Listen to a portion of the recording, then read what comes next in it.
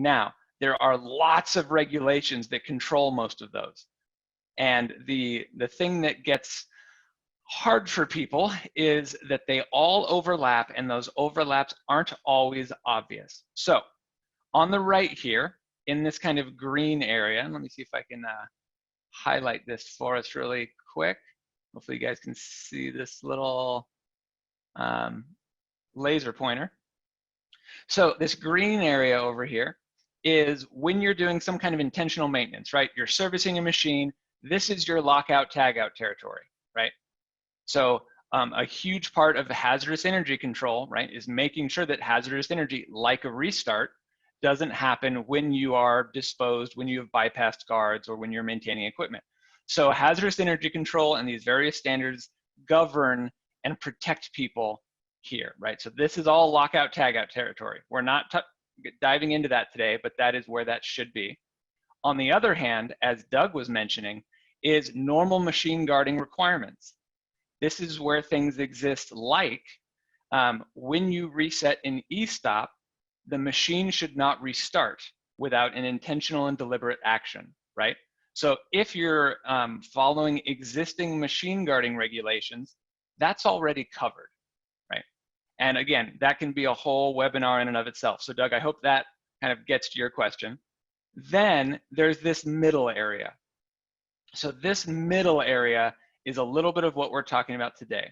So there's intentional production, there's intentional maintenance, there's also this strange little minor servicing exception that is its own webinar that we could talk about at another time.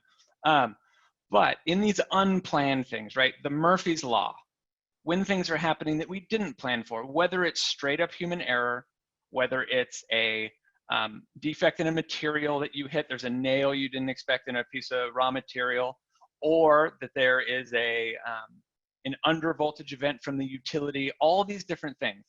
And this is where we're going to focus. So in these, some of these are pretty clearly covered by machine guarding.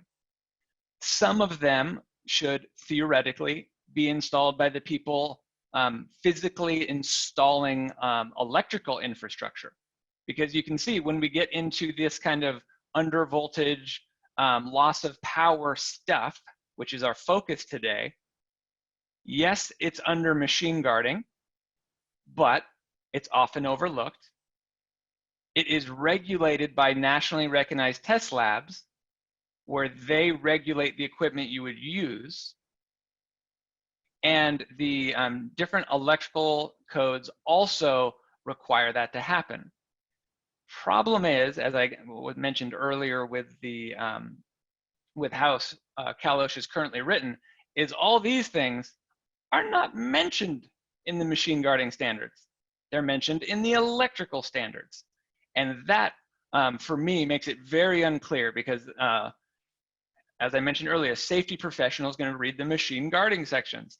They're not going to be digging through all of that. And so Risk Control in the chat asked a question. They said, where would removing a jam be in the schematic? So in this schematic, right, which is one of our creations, removing a jam, this is where it gets gray. Some would argue that that would be if a jam was, quote, routine, repetitive, and integral to your process. Someone could argue that that's part of your minor servicing exception in normal production, in which case your machine guarding would theoretically protect you. However, if you had to bypass a guard to do this, a case could be made that that is then service and maintenance, in which case you need to do lockout and tagout. So that it gets very gray.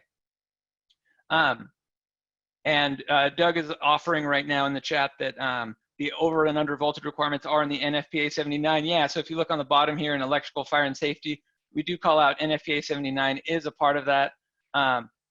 Definitely used by control systems engineers. And where we're going to be kind of living today is in the area where if you have a large control system that was intentionally designed by a control systems company, all the things we're talking about are things you know. what we'll be focusing on today is the things where you're using equipment that doesn't have that. And you're in this spot where you might have a piece of equipment that turns on and off, like so many of us do. When I walk into a facility, there is the large equipment with industrial controls, and we'll be talking through all those things. But then there's also the little bandsaw in the corner and the conveyor that only gets used at Christmas, and all these other things that don't have large, elaborate controls. And so what we'll be talking about today is not the perfect thing that could cover everything, but some low-hanging fruit you could do that will help out and could prevent injuries.